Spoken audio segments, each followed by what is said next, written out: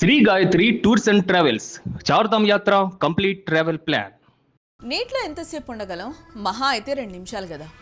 లేదంటే బాగా ప్రాక్టీస్ ఉన్నవారైతే మరో 2 నిమిషాలు ఎక్కువ ఉండగలరేమో. బట్ ఒక దొంగ మాత్రం ఏకంగా 5 గంటల పాటు నీటి అడుగునే ఉండిపోయాడు. వినడానికి విడ్డూరంగా ఉన్న ఇదే జరిగిందే. చుట్టూ పోలీసులు, పైన గాలిస్తున్న డ్రోన్లు, నీటిలో వెతుకుతున్న గజ ఈతగాళ్లు. అయినా సరే నాచు పట్టిన ఆ చెరువులో ఆ దొంగ ఎక్కడ ఉన్నాడో ఎవరికీ చిక్కలేదు. ఏకంగా 5 గంటల పాటు ఊపిరి బిగబెట్టి నీటి అడుగునే దాక్కున్నాడు. ఎందుకే ఆ దొంగ ఎవరు? అసలు అన్ని గంటల పాటు నీటిలో ఎలా ఉండగలిగాడు? సినిమా సీన్లను మించిపోయిన ఆ తామరకాడ ప్లాన్ ఏంటి? దొంగ తెలివితేటలకు పోలీసులు ఎలా చెక్ పెట్టారు? ఇప్పుడు తెలుసుకునే ప్రయత్నం చేద్దాం.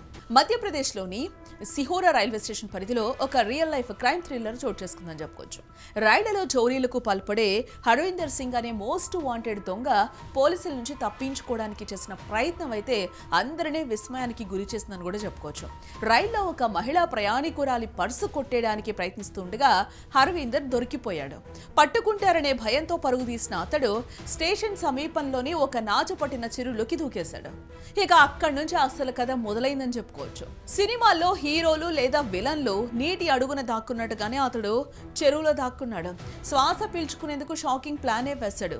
హర్వీందర్ ఒక తామర కాండాన్ని గొట్టంలా వాడుకుంటూ నీటి అడుగునే శ్వాస పీల్చుకున్నాడు. నీటి ఉపరితలం నుంచి గాలి పీల్చుకుంటూ అతను బయట ప్రపంచానికి కనబడకుండా నీటిలోనే ఉండిపోయాడు.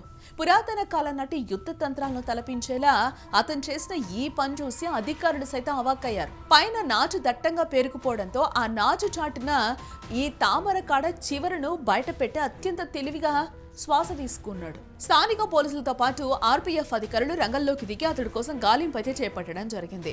దొంగ తెలివితేటలకు ఏ మాత్రం తీసిపోకుండా పోలీసులు అత్యాధునిక సాంకేతికతను వాడారు. చెరువు మొత్తాన్ని గాలించి పైనుంచి పర్యవేక్షించారు.